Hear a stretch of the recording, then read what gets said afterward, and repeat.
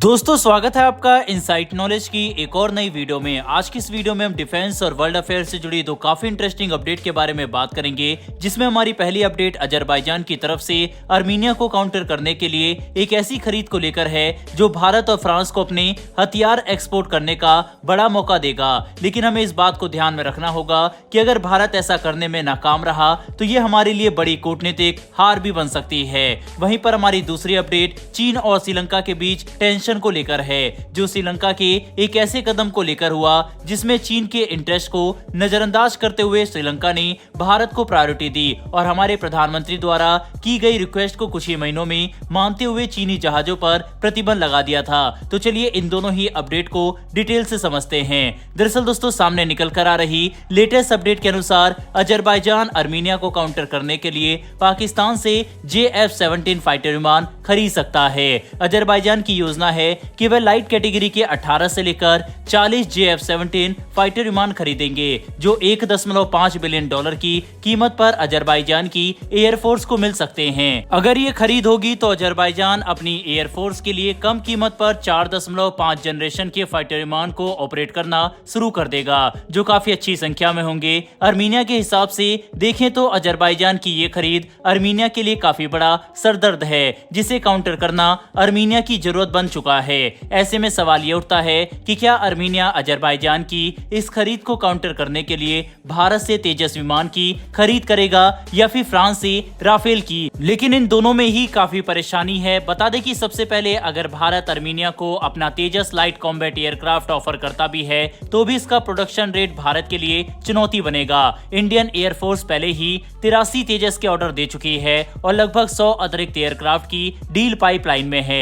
ऐसे में अगर भारत आर्मीनिया को तेजस ऑफर करता है और आर्मीनिया ये खरीदने के लिए तैयार भी हो जाता है तो भी हमारे लिए प्रोडक्शन बड़ी चुनौती बनेगा। लेकिन अगर इस चुनौती से भी हम निपट लें तो भी अमेरिका की तरफ से जनरल इलेक्ट्रिक यानी वह कंपनी जो तेजस के इंजन बनाती है वह साल 2026 से हर साल 20 इंजन ही डिलीवर कर पाएगी। इसका मतलब यह है कि डिलीवरी टाइमलाइन में भारत को काफी चुनौती मिलेगी।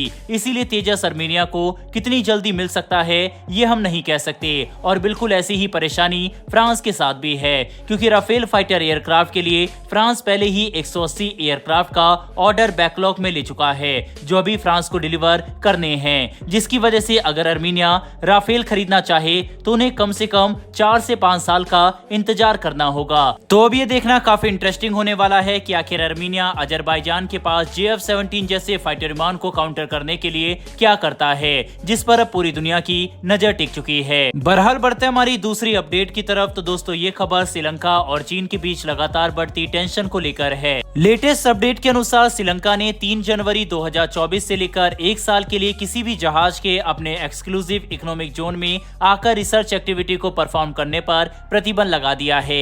ये जानने में देर नहीं लगी कि श्रीलंका का ये कदम हमारे प्रधानमंत्री नरेंद्र मोदी के जुलाई 2023 में उनके राष्ट्रपति से भारत के इंटरेस्ट को ध्यान में रखते हुए रिक्वेस्ट के बाद उठाया गया, जिसकी वजह से श्रीलंका और चीन के संबंध काफी डैमेज हो चुके हैं। आपको ये बात भी पता होनी चाहिए कि श्रीलंका जब दिवालिया घोषित हो गया था तब चीन ने श्रीलंका की नाम मात्र की मदद नहीं की, जो श्रीलंका की आम जनता भी समझ चुकी है। और अगर वह चीन के साथ ऐसे ही आगे बढ़ते रहे तो उनका देश बचेगा ही नहीं, जिसकी वजह से श्रीलंका की सरकार अब भारत के साथ अपने इंटरेस्ट अलाइन कर रही है, जो उनके लिए अच्छा होगा।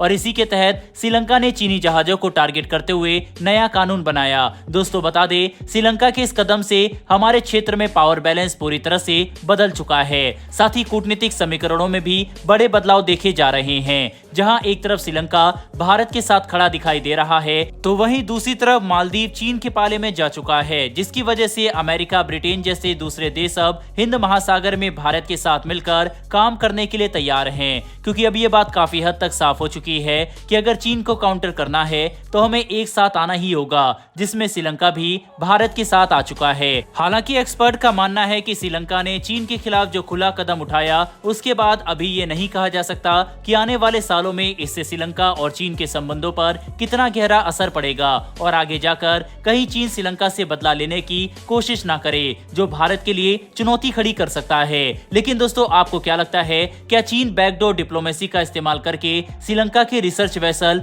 बैन को पलट सकता है या फिर नहीं? अपनी राय कमेंट बॉक्स में लिखकर जरूर बताइएगा। फिलहाल इस वीडियो में इतना ही। इन्फॉर्मेशन और वीडियो पसंद आई हो तो वीडियो को लाइक करके हमारी आने वाली डेली वर्ल्ड अफेयर से जुड़ी ऐसी वीडियो के लिए चैनल को सब्सक्राइब कर बेल नोटिफिकेशन अवश्य दबा लें। फिर मिलेंगे ऐसी एक नई वीडियो के साथ। धन्यवाद। जय हिंद।